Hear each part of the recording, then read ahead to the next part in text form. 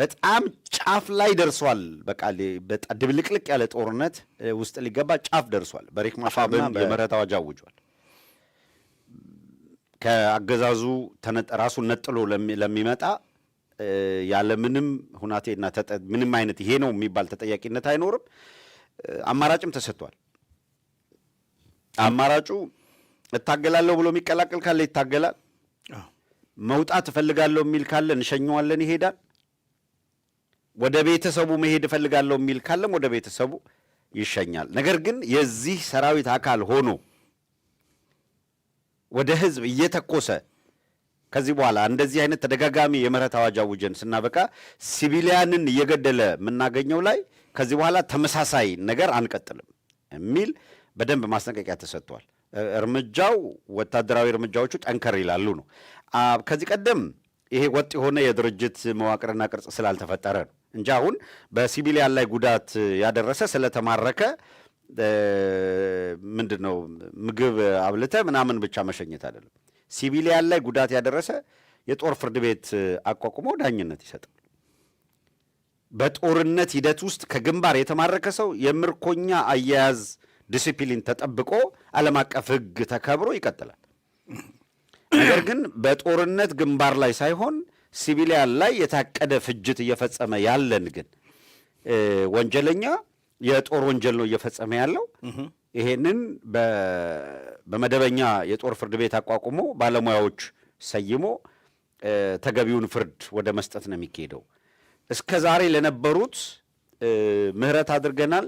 ከዚህ ሰራዊት ጋር ከዚህ አውዳሚ ኃይል ጋር ያላችሁን ግንኙነት በአስቸኳይ ልታቋርጡ ይገባል የሚል ማሳሰቢያ ተሰጥቷል። ያንን ተከትሎ በተለያየ መንገድ ስርዓቱን እየከዱ መሆናቸው ነው። ሌላው አነጋጋሪው ነገር ከደህንነት መዋቅር ይሄ ኢንሳ የሚባለው እነ አርቲፊሻል ኢንቴሊጀንስ እነ ወርቁ ጋቸና የሚመሩት ተቋማት ከነዚህ የአገዛዙ የስለላ ተቋማት የሚከዱ ደግሞ ቁጥራቸው እየጨመረ መምጣት በየጊዜው ከደህንነት መዋቅሩ የሚወጡትም አነጋጋሪ ሆኗል። ሌላው ነገር ሰሞኑን እንመለስበታለን። ከኢትዮጵያ አየር ኃይል ከሚባለው ተቋም የኢትዮጵያ አየር ኃይል የለም እንደምታውቁት። አሁን አየር ኃይሉን የሚመራው ኦህዴድ ነው። የኦህዴድ አየር ኃይል ነው ያለው። የሆነ ሆኖ ከአየር ኃይል ከሚባለው ስብስብ በተለይ በኢትዮጵያ በበርካታ ቦታዎች ላይ ግፍ እየፈጸመ ያለ ይሄ የድሮን ኦፕሬሽንን ዳይሬክሽን እየሰጠ የመራ ከባድ ውድመት እያደረሰ ያለ ኃይል ነው። ከዚህ ተቋም የከዱ አካላት አሉ። እዛው ተቋም ውስጥ ሆነው ደግሞ የተቋሙን አደገኛ እንቅስቃሴዎችና የኤመሬት መሳሪያ በአብይ አህመድ በኩል ነው ተቀባው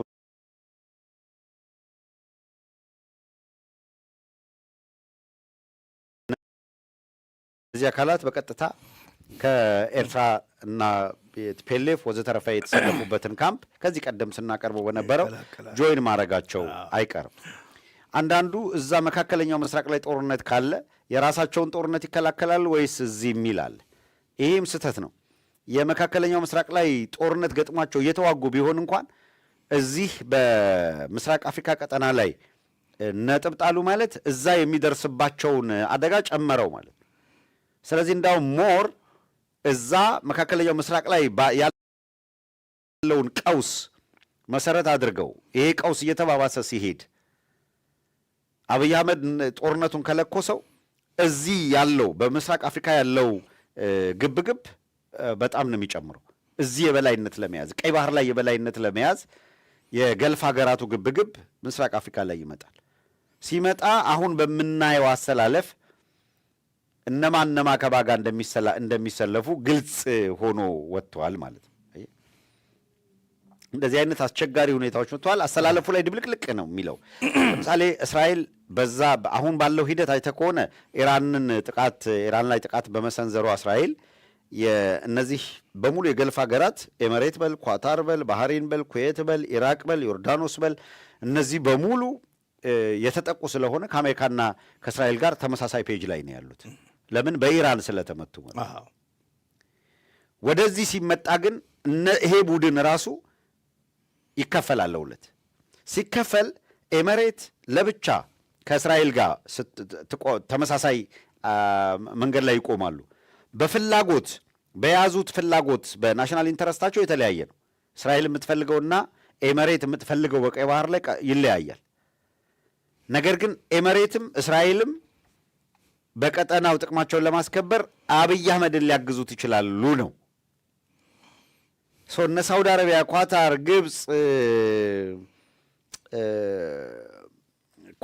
ግብፅ፣ ሳውዲ አረቢያ፣ ቱርክ፣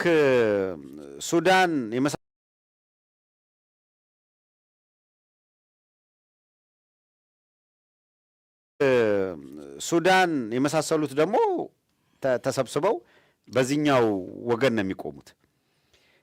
አሜሪካ በዚህ ረገድ ከአልቡርሃን ጋር እንጂ ከዳጋሎ ጋር የመቆም ፍላጎት የላትም። የተባበሩት መንግስታት ዳጋሎን ጨምሮ በርካታ ወታደሮች እንዳውም የማዕቀብ እንዲጣልባቸው ወስነዋል። ኤመሬት በዚህ ቀጠና በምታደርገው ግብግብ አሜሪካ ደስተኛ አይደለችም። በኤመሬት አካሄድ ኤመሬት ኢምፓወር ከተደረገች አሜሪካ ከእስራኤል ጋርም ችግር ውስጥ ነው የምትገባው። ምክንያቱም የእስራኤል ኢንተረስትና የኤመሬት ኢንተረስትም ስለሚለያይ ምስራቅ አፍሪካ ከባድ ሜስ ነው ያለው። አብይ አህመድ በዚህ ሂደት ውስጥ ዘሎ ከገባ እየፈረሰ ያለ ሰራዊት ስለሆነ ያለው በትግራይ በአማራና በኤርትራ ኃይሎች መካከል ሪጋርድለስ ኦፍ ኤኒ አዘር ኢንተረስት ዲፍረንስ ያላቸው ብቸኛ አማራጭ አሰላለፋቸውን ከዚህ ከአብይ በተቃራኒ ከቆመው ቡድን ጋር መሰለፍ ነው የሚሆነው ማለት ነው። ለፋኖ ለምሳሌ አፋብህን ምርጫው ከኤሜሬት ጋር መሰለፍ ሊሆን አይችልም። እነ ቱርክ፣ እነ ሳውዲ አረቢያ፣ እነ ኳታር፣ እነ ሱዳን የተሰለፉበት ቀጠና ላይ ነው ሊቆም የሚችለው ነው እያልኩ አይደለም። እነሱ የሚወስኑትን አናውቅም። ነገር ግን ካልሆነ ከአብይ ጋር መሰለፍ ነው የሚሆነው። ቤዚክሊ ከአብይ ጋር ስለሆነ እየገጠሙ ያሉት ዲፎልት ነው። ከዛኛው ጋር ሊሰለፉ ይችላሉ። ሃዌቨር እሱ ይልቅ ማስረሻ ሰጤ ናቸው ከአብይ ጋር ሊሰለፉ የሚችሉት። አዎ ይሄ ሁኔታ ወዴት ይወስዳል የሚለውን ማየት ነው። ግን አሁን የአብይ ካድሬዎችም ሆይ ሆይታ እያደረጉ ያሉት እንደ ጎልደን ኦፖርቹኒቲ ይወሰድና የመካከለኛው ምስራቅ ጦርነት የሚቀጥል ከሆነ ይሄንን አድቫንቴጅ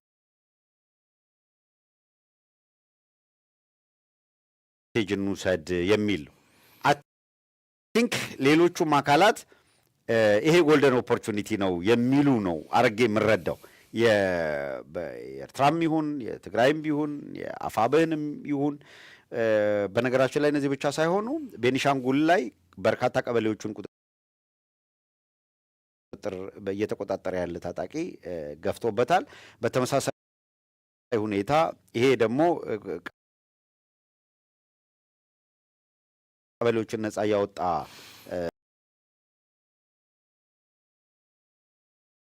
ያለው አካል በአንድ በኩል በዚህ በወለጋ ቀጠና ያለው የነ ሽመልስ አብዲሳ ኃይል ነው ቤኒሻንጉል ላይ መሰረት ለመጣል እየሰራ ያለው። በሌላ በኩል ግን የጉሙዝ ታጣቂ ግን በነ አርበኛ ዘመነ ካሴ በኩል አፋብህን ኮሚኒኬት ያደረጋቸው አካላትም ኃይል እየፈጠሩ መሄዳቸው ትርጉም ያለው ፕሬሸር እያመጣ ነው። ጋምቤላ ዛሬ የተባበሩት መንግስታት የሰብአዊ መብት ኮሚቴን ባሳሰበው መሰረት በጣም ጫፍ ላይ ደርሷል። በቃ በጣም ድብልቅልቅ ያለ ጦርነት ውስጥ ሊገባ ጫፍ ደርሷል በሪክ ማሻርና በሳልቫኪር መካከል። አፍሪካ ህብረት ምርጫ ደቡብ ሱዳን ውስጥ መካሄድ የለበትም፣ የሚካሄደው የተቃዋሚው መሪ ሪክ ማሻር ከተፈታ በኋላ ነው የሚል ቅድመ ሁኔታ አስቀምጧል ህብረቱ። እንዴት እየተደበላለቀኒ። ጅቡቲ ደግሞ በራሷ ማስጠንቀቂያ ሰጥታለች። ማስጠንቀቂያ የሰጠችው እስራኤል የጦር ሰፈር የምትገነባ ከሆነ በሶማሌላንድ ለሀገርነት እውቅና የሰጠችው የጦር ሰፈር ለዛ ለማቆም ነው። የጦር ሰፈር ካቆመች በአጠቃላይ ምስራቅ አፍሪካ ቀጠና ድብልቅልቁ ነው የሚወጣው የሚል ማስጠንቀቂያ ሰጥታለች። በፍጹም ይሄ እንዳይሞከር የሚል ጅቡቲ እያስጠነቀቀች ነው። ያ ማለት ምን ማለት ነው? ጅቡቲ በዓለማችን ያሉ ኦልሞስት የጅቡቲን ያክል የጦር ሰፈር የተገነባባት ራሷ ትንሽ ናት ጅቡቲ። ሁሉም ሀያላን ግን የጦር ሰፈር አላቸው ጅቡቲ ላይ እና ጅቡቲ አሁን ተጨማሪ ለሌላቸው ጭምር ሰታ ቤተ መንግስቱ ብቻ ነው ሊቀር የሚችለው ማለት ነው። ሌላው በሙሉ ካምፕ ሊሆን ነው። እና ጅቡቲን ብድግ ብለህ የፈለግከውን ማድረግ እንዳትችል የሚያደርግህ እነዚህ በሙሉ ታላላቅ ሀያላኖቹ የጦር ሰፈራቸውን ያቋቋሙባት ቦታ ናት። ምንድን ነው የሚፈጠረው በእንደዚህ አይነት ሁኔታዎች ውስጥ ነገሮች እየገፉ ከሄዱ የሚለው በጣም እጅግ አሳሳቢ አነጋጋሪም ሆኗል። ጅቡቲም አሰላለፏ ግልጽ በሆነ መንገድ ከእስራኤል እና ከኤመሬት በተቃራኒ ስለሆነ ከማጋን የተቀላቀለችው ነው። ከነ ሳውዲ ጋር ከነዚህ ጋር መታለች። ስትራቴጂካሊ ማን አለ ኬንያ ገለል ብዬ ነው የምቆመው፣ ከተቻለኝ የአስታራቂነት ሚና ወጣለሁ፣ ገለል ላለሁ ብላለች። ማን ነው ከኢትዮጵያ ጋር የቆመው? አሁን ባለው ሁኔታ አብይ አህመድ ከኤመሬት ጋር ከመሰለፉ ውጪ ማለት ነው ሌላ ምንም የተፈጠረ ነገር የለም። ከእስራኤልም እንደው ጫና ለመፍጠር እስራኤል ከኢትዮጵያ ጋር ልትቆም ትችላለች የሚል ነገር ይነሳል እንጂ አብይ አህመድ ከኳታሩ መሪ ጋር ባደረገው ንግግር የእስራኤልን ፕሬዚዳንት በኋላ የተቀበለ ቢሆንም ለሶማሌላንድ እውቅና መስጠትን እንዳስቸጋሪ ሁኔታ ወስዶታል። ሉክ በጣም ከባዱ ሌላው ፈተና እስራኤልን አድምጦ አብይ አህመድ ለሶማሌላንድ እውቅና ቢሰጥ ዘኔክስት ዴይ የአፍሪካ ህብረት ማዕከልነት ከኢትዮጵያ ይነሳል ማለት ነው። ኢትዮጵያ በዙሪያው ላሉ ሀገራት ለነጻነትና አንድነት እንደውም የፓን አፍሪካኒዝም መስራች ናት። የአፍሪካ አንድነት መስራች ናት። በኢትዮጵያ ታሪክ የመበተን እና የመክፈል ምናምን ውስጥ ሊነሳ የሚችለው አሁን ኦህዴድ እጁን ሲያስገባ ብቻ ነው እንጂ እቺ የፓን አፍሪካ መስራች ሀገር ለአፍሪካ አንድነት የኢትዮጵያን ያክል የሰራ የለም ተብሎ የአፍሪካ አንድነት መቀመጫ ሆና ያለች ሀገር ሶማሌ እንድትከፈል ለአንዱ ሀገር በተናጠል እውቅና ሰጥቻለሁ ካለች የአፍሪካ ህብረት ባልፈቀደበት ሁኔታ አዲስ አበባ ያለው የአፍሪካ ህብረት ማዕከልነትም እንዲቀር ሊሆን ነው ማለት ነው። አብይ አህመድ ደግሞ ይህንን አይፈልገውም ወይ ካልከኝ በሚገባ ይፈልገዋል። በኢትዮጵያ መዳከም ውስጥ ሳልቬት ስለሚያደርግ እነዚህ ሁሉ ናቸው በደንብ አድሬስ መደረግ ያለባቸው። እያንዳንዱ እየተደረገ ያለ ትግል ኢትዮጵያን የአማራን ህዝብ ብቻ አይደለም ኢትዮጵያንም የመታደግ ዘመቻ መሆኑን አውቆ ሁሉም ማለት ኖት ኦንሊ ኤርትራ ትግራይና አማራ ብቻ እኮ አይደለም። ቤኒሻንጉል ያለበትን መከራ ስታይ፣ ጋምቤላ ያለበትን መከራ፣ ድሬዳዋ ያለበትን ፈተና፣ አዲስ አበባ ያለበትን መከራ፣ ሀረር ያለበትን የመዋጥ አደጋ፣ ሶማሌ ምን ያህል ታርጌት የተደረገ መሆኑ ይታወቃል። በድሬዳዋም ጉዳይ እንደገና ሌላ ተጨማሪ ቀበሌዎች አሉ። አፋር ታርጌትድ ነው። ማን ነው? ጋምቤላ የምናውቀው ነው። ከኢሉባቡር ጋርና አንድ እናደርገዋለን የሚል ዘመቻ ነው ያለው። ካርታው የወጣው የቤት አማራ ወሎን የሚጠቀልሉበት ካርታ ወጣ እንጂ ሁሉንም ያማከለ ኢትዮጵያን አፍርሶ አንድ እነሱ በቅዠታቸው የሳሏትን ካርታውን የሚያደርግ እንቅስቃሴ ነው የሚያደርጉት። እንዲህ አይነት የምስራቅ አፍሪካ ቀውስ ላይ የመካከለኛው ምስራቅ ችግር ተጎትቶ ከመጣ ብቸኛው ኦፕሽን ተረባርቦ ይህንን የአብይ አህመድ ስርዓት እንዲያከትምለት ማድረግ ብቻ ነው ሊሆን የሚችለው። እኔ የሚታዩኝ እነዚህ ናቸው። ምን ይዞ ይመጣል የሚለውንም ጭምር ማለት ነው። ምን ትጠብቃለህ ከኔ? ሁሉን ነገር ጨርሰዋልና እኔ ግን በጣም ያሳቀኝ አሁን ከኤምሬት ጋር ብቻ ሆኖ ወታደሩ ቀደም ብለን እንደተናገርከው እየተበታተነ እየፈረሰ እጅ እየሰጠ ያለ ወታደር ነው ያለው። እሱ ግን ልክ ስንዴና ነዳጅ ለሀገር ሊያመጣ እንደሄደ መሪ መሳሪያ ሲገዛ ነው የሚውለው። መሳሪያ ደግሞ ብቻውን አይዋጋም። በነገራችን ላይ እንደ መሳሪያ ብዛት እንደ ድሮን ምናምን ቢሆን ራሽያ ዩክሬንን እስካሁን አታጠፋትም ነበረ አይደል? በመሳሪያም በወታደርም በሰለጠነ ኃይልም መቼም ራሽያን የሚያክል ትልቅ አገር ዩክሬን ጋር እስካሁን ድረስ ጦርነቱ እንደቀጠለ ነው ያለው። አብይ አህመድ አንድ ያልተረዳው ነገር ድሮንና መሳሪያ ዘመናዊ የሆኑ መሳሪያዎችን በመታጠቅ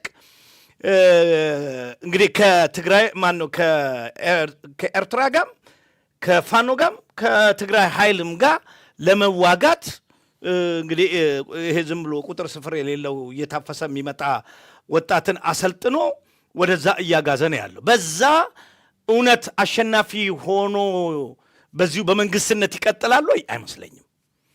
እንኳን አሁን የደረደርካቸው ወደዛ አካባቢ ከአሰላልፍን እንደገለጽከው ይቅርና ሌሎችም ኃይሎች አብረውት ቢሆኑ አሁን ባለው አቋም አብይ አህመድ አሸናፊ ይሆናል ብዬ አላስብም። መቼም የፈለገውን አድቫንቴጅ አሁን እዚህ ጋር የተፈጠረውን ነገር በመጠቀም ጦርነት ተኩስ በመጀመር የፈለገውን ነገር ቢሄድ አብይ አሁን ባለው አቋም አሸናፊ ውጤታማ ይሆናል ብዬ አላስብም። ምክንያቱም በቃ አሁን እኮ እያየነው የነበረው መሳሪያ ዘመናዊ የሆኑ መሳሪያዎችን በኤሚሬት አጋዥነት ወይንም ደግሞ ኤሚሬት ይሄንን ወጪ በመሸፈን ሰራዊቱን ለማስታጠቅ እየሞከረ ነው ያለው። ዘመናዊ መሳሪያ በመታጠቅ ብቻ አሸናፊ መሆን አያስፈልግም፣ አይቻልም። ምክንያቱም ተዋጊነት እንግዲህ እያየን ስለሆነ ሰሞኑን በማህበራዊ ሚዲያ እየተሰራጨ ያለ የፋኖ በተለይ ጎንደር አካባቢ ያሉ ድሎችን ስንመለከት አብይ አህመድና ስላስታጠቃችሁን እያሉ መልእክት ሁሉ ያስተላልፉ ነበረ። አሁን እንግዲህ ኤርትራ ተጨምራ ከዛ በኋላ ደግሞ የትግራይ ኃይሎች ተጨምረው አብይ አህመድ አሁን ባለው አቋም አሸናፊ ይሆናል ወይም አሸናፊ ሆኖ ይወጣል ብዬ አላስብም። እንግዲህ ሌላ ታምር ካልመጣ በስተቀር በመሳሪያ ትጥቅ እንግዲህ ቅድምም የራሽያውን ስለተናገርኩኝ መድገም ነው የሚሆነው። በተረፈ በደንብ ስለሄድክበት አሁን እዛ ላይ የተጨማሪ ነገር የለኝም በእኔ በኩል። አብይ ምንድን ነው ሰሞኑን ስናሳየው የነበረ ባለፉት ጊዜያቶችም የተለያዩ ማሳያዎች ስናሳይ ነበር። አብይ በስልጣን እስከቀጠለ ድረስ ሊያጋጥም የሚችለው አደጋ ምንድን ነው? አሁን የምርጫ ጉዳይ አይደለም። በቃ ምንም አማራጭ በማጣት ነው ኢትዮጵያ ሕዝብ መታገል ያለበት፣ ምንም አማራጭ ስለሌለው ብቻ አብይ አህመድን ከመታገልና በፍጥነት ከመለወጥ ውጪ ማንም ምርጫ የለውም። ለምን የሚለውን አንድ ነገር አስታውሰን ከዛ ወደ ማሳያዎቹ በኋላ እንሄድ። አብትሽ እኔ አሁን ያልከው በቃ አማራን አይደለም ኢትዮጵያን ለመታደግ ሁሉም በአንድነት ሆ ብሎ መነሳት ያለበት ጊዜ አሁን ነው። ግን አሁንም በቃ የማይመስሉኝ ነገሮች እያየው ያለሁት ሰሞኑን በማህበራዊ ትላንትናና ዛሬ በማህበራዊ ሚዲያ የሚዘዋወራል። አርሲ ላይ 21 የአማራ ተወላጆች ታርደው ተጨፍጭፈው እንግዲህ ተሰብስበው እየተቀበሩ ባሉበት ጊዜ አሁንም ማን ላይ መሰለ ህዝቡ ጋር ይሄ እውነት ይሄ ስርዓት ሊያጠፋን የመጣ ስርዓት ነው ብሎ የመንቃት ሐሳብ አለው ወይ የሚለው ነገር አጣራጣሪ ስለሆነብኝ ነው። አንድ ግለሰብ በረራው ታገደ በሚል በማህበራዊ ሚዲያ ላይ ከፍተኛ ዘመቻ ይዘዋል። ሌላውን ትተውታል። እዚህ ጋር እየተገደለ ያለ እየተጨፈጨፈ ያለ የአማራ ማህበረሰብ እዚህ ትኩረት ሳይሰጥ ቤተ ክርስቲያኗ ይቅር ይበለኝና ሳውሪዮስ በሚባል ግለሰብ ወይም ሳውሪዮስ በሚባል ሰው ትንሽ መግለጫ አውጥታለች። ሐዘን ተሰምቶኛል። ማነውና ነው ስራውን እየሰራ ያለው? ማነው? ተናበው ነው የሚሰሩት። የሆነ ነገር መጣ ሲባል ያንን ነገር አቅጣጫ ለማስለወጥ ይሄ የፈረደበት አማራ ይጨፈጨፋል። አሁን እነሱ ስራቸውን እየሰሩ ነው። ነገር ግን ማህበረሰቡ አሁንም አልነቃም የምለው አንድ ተራ የሆነ አንድ ግለሰብ ታገደ አልታገደ፣ ታሰረ አልታሰረ ለእኔ ኢሹ አይደለም። ሀገር ሊጠፋ ወገን እያለቀ ባለበት በዚህ ጊዜ ስለ አንድ ግለሰብ በማህበራዊ ሚዲያ መጫጫ ማህበራዊ ሚዲያ 15 ሚሊዮን 10 ሚሊዮን ምናምን ሊሆን ይችላል። ነገር ግን የዛ የማህበራዊ ሚዲያ ተካፋይ ያልሆነ ማህበረሰብስ ምን ያህል ነቅቶ ሀገሩን ሊያፈርስ የመጣ ይሄ ክፉ ስርዓት ምን እየሰራ እንዳለ ገብቶታል የሚለው ነገር ደጋግሜ ከራሴ ጋር ሙግት እንዲይዝ ያደረገኝ ጉዳይ ነው እና አሁን ቅድም እስቲ ይሄንን እንየው ያልከው ነገር ስናየው የበለጠ ሐሳብ እዛ ላይ ልንሰጥበት እንችላለን። ነገር ግን እኔ አሁንም እንደኛ ማሳሰብ እንግዲህ እኛ የሚለውን እንኳን ተወውና እንዳንተ በዕለታዊ በቀን እንዲህ ይሁን ይሄ ነው የታሰበው እየተባለ ምን ያህል እኛ ባነን ወይንም ምን ያህል ሀገራችንን ለማትረፍ ህዝባችንን ለመታደን ምን ያህል ዝግጁ ነን የሚለው ነገር አሁንም አጠራጣሪ ስለሆነ ነው ለእኔ። ትክክል ነው። ያው እሱማ የሚያደክመን እኮ እሱ ነው። በደንብ ቢረዳውና በሙሉ ግንዛቤ ተይዞበታል ተነስቷል ከተባለ እኮ ድካምም ይቀንሳል። አሁን ችግሩ ምንድን ነው? በየቀኑ ለምን ቪዲዮ እናመጣለን? ለምን ትንታኔ እናቀርባለን? ለምን ማስረጃ እናመጣለን? ለምን ዶክመንተሪ እንሰራለን? እስቲል ገና ነው እያልን ነው። ስላልሰማ አይደለም ሰምቷል፣ ስላልገባው አይደለም ተረድቷል፣ ግን አላስተዋለውም። በማየትና በማስተዋል መካከል ያለው ልዩነት ነው። ግን ያለን ምርጫ አንዳንዱ ሰው አይ በቃ ተብሏል ተነግሮታል ሴም ሬፒቴሽን ዛሬም ከሚነሳ እንደው ዝም ብሎ መተው የሚል አለ። እንደዛ የሚባል መተው ለማን ነው የሚተወው ነው? ለማን ይተው? እሱ እኮ ነው ሰው ለኦህዴድ ይሄንን እንደፈለክ አድርግ ብሎ ትቶ ዞር ማለት ይቻላል? እንደዛ የሚባል ጨዋታ ሊኖር አይችልም የሚለውን ለማንሳት ነው።